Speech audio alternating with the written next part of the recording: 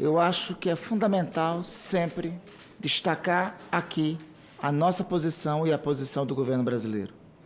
Para começo de tudo, o Hamas é uma organização terrorista. O terrorismo, seja de onde venha, esteja onde estiver, tem que ser repudiado pela humanidade. Dito isso, em paralelo, é importante também destacar, o Hamas não é a Palestina. A Palestina é um Estado que se pretende livre. Os palestinos não são todos do Hamas. Da mesma forma que nos indignamos e repudiamos com a chacina do Hamas sobre crianças israelenses, nós também temos que repudiar qualquer chacina contra crianças palestinas. Por isso que a posição do governo brasileiro em relação a esse tema, que não reste dúvidas desde o início, tem sido de condenação veemente do terrorismo, de qualquer lado, de qualquer um dos lados. Em segundo lugar, a posição do governo brasileiro, desde o começo, tem sido para a construção da paz no Oriente Médio. Aliás, a posição histórica do Brasil, desde 1947, na fundação das Nações Unidas, por Oswaldo Aranha, é a convivência pacífica entre dois Estados, um palestino e outro judaico, e o outro o Estado israelense. Foi sob essa égide que o Brasil se posicionou em 47 na fundação da ONU. Foi essa posição que o Brasil defende até hoje. É esta posição que a diplomacia brasileira defende. A coexistência pacífica entre dois Estados, um judeu e um árabe, Israel e Palestina. É por isso que o presidente da República, nos primeiros momentos do ocorrido no sábado, destacou em suas manifestações públicas ambas as posições. A primeira, a condenação ao terrorismo. A segunda, a reafirmação da posição histórica do Estado brasileiro. E, nesse sentido, a convocação imediata de uma reunião do Conselho de Segurança das Nações Unidas. O nosso país, presidente Paim, o Brasil, foi o primeiro de todas as nações a manifestar essa posição. Chamar em caráter extraordinário uma reunião do Conselho de Segurança, porque no conflito, na guerra, só quem perde são civis. No conflito, na guerra, no ataque terrorista, seja no ataque terrorista, sobretudo perpetrado pelo Hamas, em primeiro lugar, quem perde primeiro são as crianças. Quem primeiro são assassinados são aqueles que nada têm a ver com o conflito. Mediar pela paz no meio de um conflito é a atitude do governo brasileiro neste momento. Em paralelo a isso, o governo brasileiro, preocupado com os mais de 14 mil brasileiros que estão em Israel, 6 mil na Palestina, nós temos brasileiros compatriotas nossos, dos dois lados do conflito, buscou e mobilizou a maior operação de resgate da história da aeronáutica brasileira. A maior operação de resgate da história das Forças Armadas de nosso país. São 6 aeronaves que foram mobilizadas por ordem do presidente da República desde o último sábado. São 15 voos, em princípio, projetados. O primeiro chegou nessa madrugada, às 4 horas da manhã, aqui em Brasília. 211 brasileiros já estão em solo por conta da operação da nossa aeronáutica, por conta da determinação do governo brasileiro. Ao contrário de outros tempos, o nosso governo não titubeou em pensar, diante de uma calamidade, diante de uma catástrofe, diante de vidas brasileiras em perigo, em mobilizar todos os esforços para resgatar os brasileiros. E lhes digo, presidente Paim, nenhum brasileiro vai ser deixado para trás. Todos aqueles que lá estão, sejam do lado de Israel, seja do lado da Palestina, seja na Cisjordânia, seja na faixa de Gaza, por determinação de nosso governo, serão resgatados.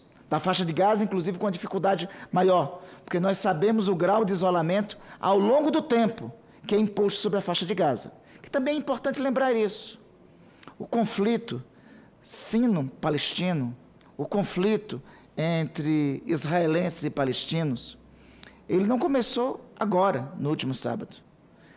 ele começa pelo menos desde 1948, quando Israel, inclusive, empreendeu sua luta pela independência. Ele tem uma passagem em 1967, quando Israel elevou o grau de ocupação dos territórios palestinos. Ele tem um capítulo posterior na Guerra dos 6 Dias. Então, não é um conflito que começou agora.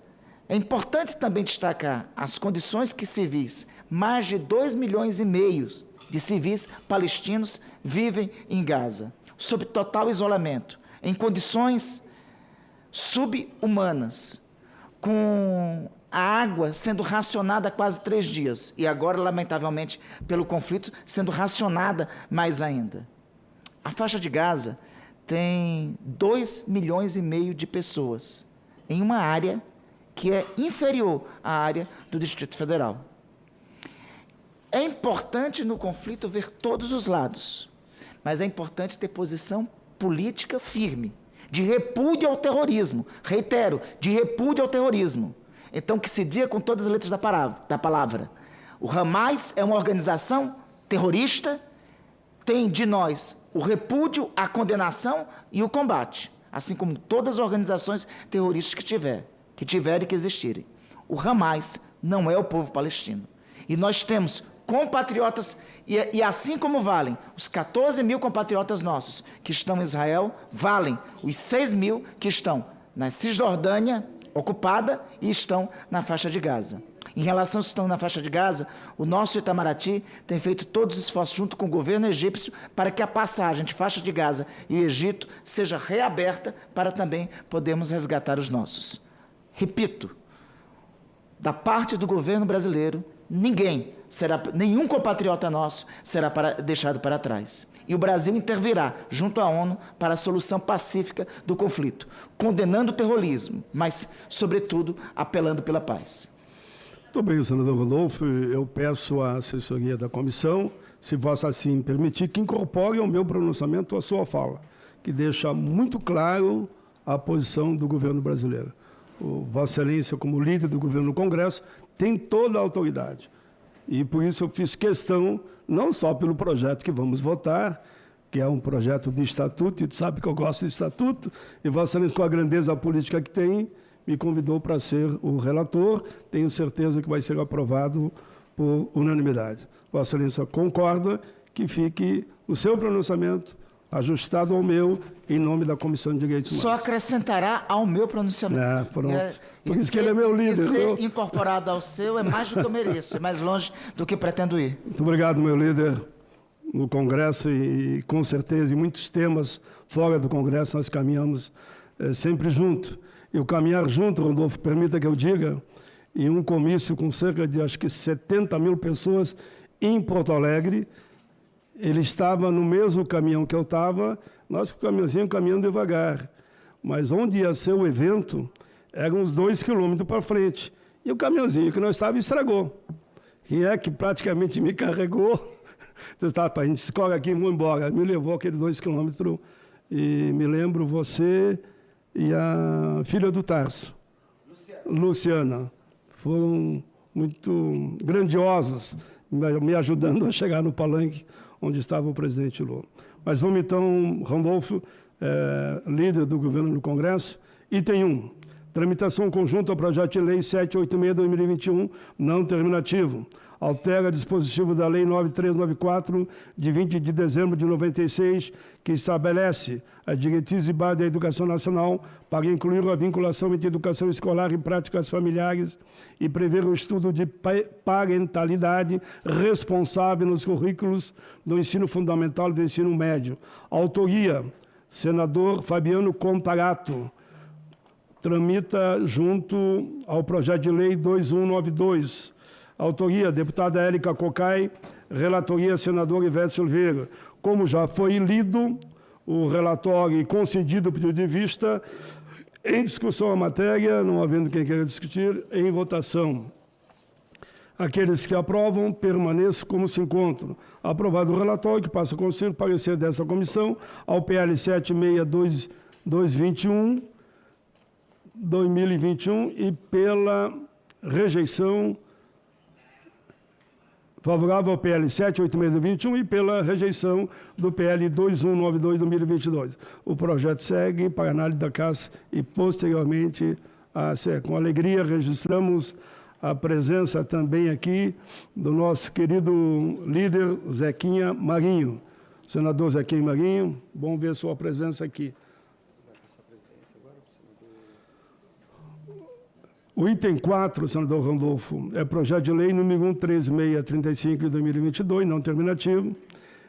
Como Vossa Excelência é o autor, mas eu sou o relator, e pela nova alteração que houve, segundo o secretário aqui na Casa, Vossa Excelência pode presidir para que eu possa, como presidente, fazer o relatório. Senador Randolfo assume a presidência para que eu possa relatar o projeto que ele vai discorrer.